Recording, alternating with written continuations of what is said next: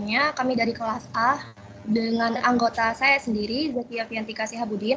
Kemudian ada Muhammad Azizuddin dan ada Muhammad Farhan Fadilah akan mempresentasikan tentang proyek kita, yaitu pembuatan desain jaringan pada Ruko Warnet. Untuk pembahasan pertama yaitu mengenai desain jaringan, yaitu ada pengertian, tujuan, dan manfaat penggunaan. Kemudian yang kedua di sini ada topologi jaringan, yaitu jenis topologi yang akan digunakan pada proyek yang akan dibuat. Kemudian pembahasan ketiga mengenai desain ruangan, yaitu meliputi panjang dan luas ruangan yang dibutuhkan. Dan yang terakhir yaitu penggunaan hardware, meliputi panjang kabel yang dibutuhkan, switch, dan sebagainya. Untuk desain jaringan, pengertian dari desain jaringan sendiri yaitu istilah jaringan komputer dapat diartikan sebagai kumpulan sejumlah terminal komunikasi yang terdiri dari dua komputer atau lebih yang saling terhubung. Kemudian untuk tujuannya sendiri yaitu untuk mengurangi kemacetan dan meningkatkan kinerja jaringan komputer dengan cara segmentasi. Nah, untuk manfaatnya sendiri di sini ada banyak. Yang pertama, bisa mengakses file pribadi sekaligus file orang lain yang telah disebarluaskan melalui suatu jaringan, seperti jaringan internet. Kemudian, bisa melakukan proses pengiriman data secara cepat dan efisien. Lalu, dapat membantu seseorang berkomunikasi dengan orang lain dari berbagai negara dengan mudah. Selanjutnya, dapat mengirim teks, gambar, audio, maupun video secara real time. Dan yang terakhir, dapat mengakses berita atau informasi dengan sangat mudah melalui internet. Nah, untuk selanjutnya akan dilanjutkan oleh Muhammad Azizuddin.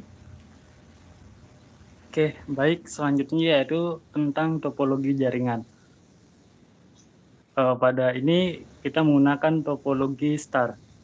Pada topologi star ada beberapa kelebihan, yaitu cukup mudah untuk mengubah dan menambah komputer ke dalam jaringan yang menggunakan topologi star tanpa mengganggu aktivitas jaringan yang sedang berlangsung.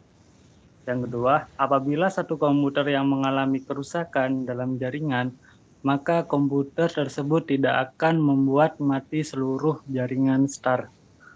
Lalu yang ketiga, kita dapat menggunakan beberapa tipe kabel di dalam jaringan yang sama dengan hub yang dapat mengakomodasi tipe kabel yang berbeda. Selain terdapat kelebihan, topologi star juga ada beberapa kekurangan.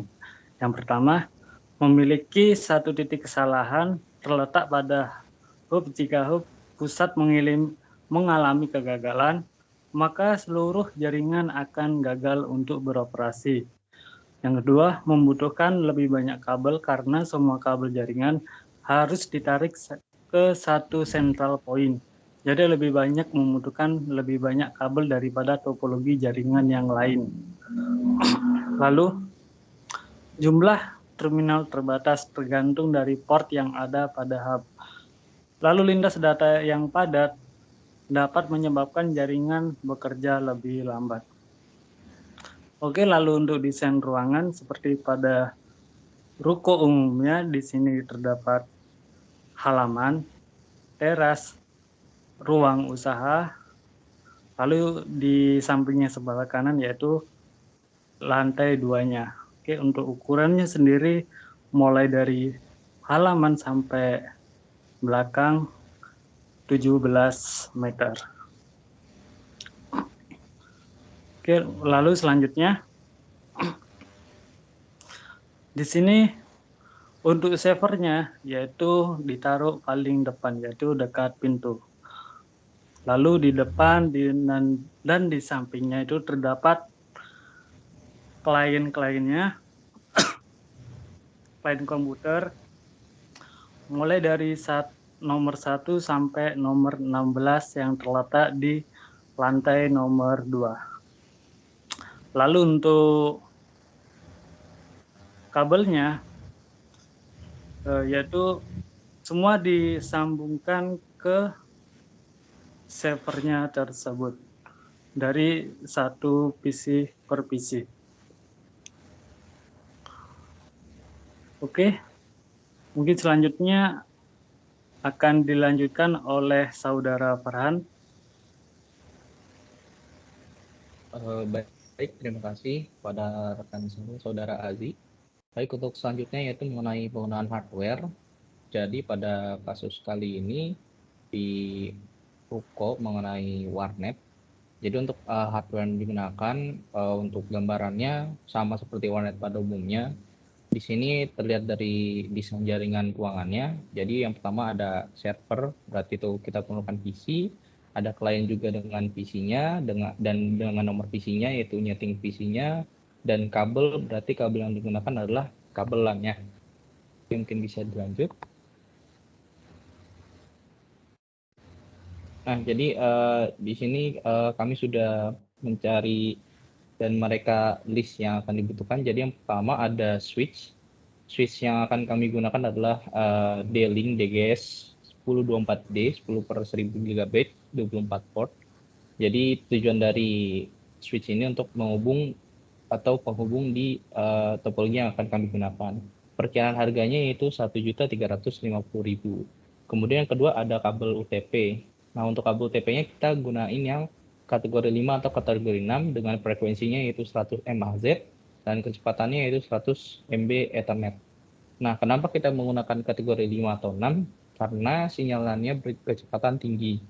Untuk harganya kisaran 15.000 per meter atau kabel.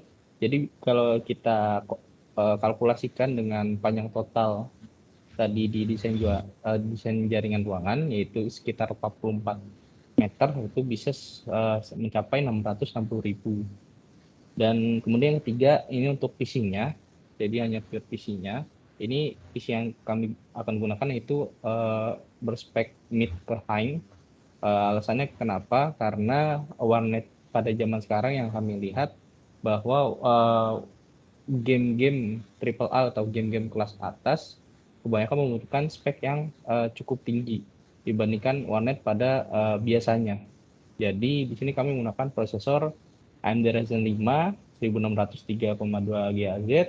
Kemudian yang paling utama ada memorinya yaitu T 8GB 2400, serta tidak lupa juga cache-nya yang yaitu cache standarnya itu CMaster Boxlit 5.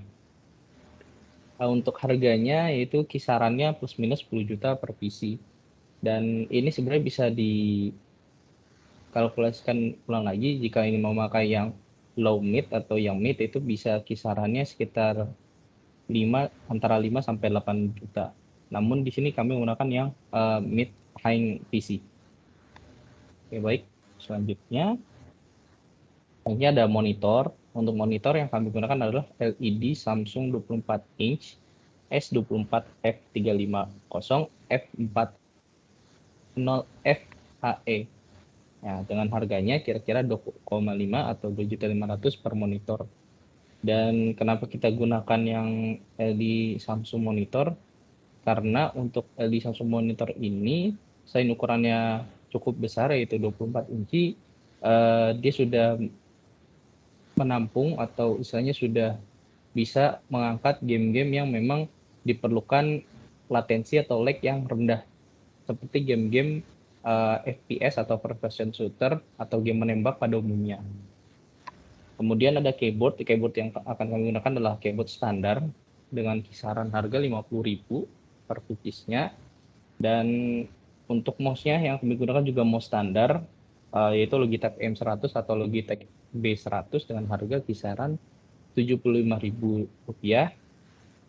Kemudian dan yang hal-hal lain sebagainya yang tidak bisa kami sebutkan juga karena itu termasuk opsional, seperti speaker untuk PC-nya, kemudian mungkin ada tambahan printer, soalnya biasanya di warnet biasanya ada juga terima jasa seperti fotokopi, kemudian ada juga yang berhubungan dengan environment-nya yaitu AC, kipas, ataupun yang berhubungan dengan internetnya atau providernya gitu. Dan itu di luar dari ekspektasi kami. Ya mungkin itu saja untuk penggunaan hardware. Saya akan kembalikan lagi pada rekan saya, Saudari Zakia. Oke, baik. Sekian dari kelompok kami. Apabila ada pertanyaan, silakan untuk menghubungi salah satu dari kami atau bisa dengan memberikan komentar. Jangan lupa untuk like, semoga bermanfaat. Terima kasih.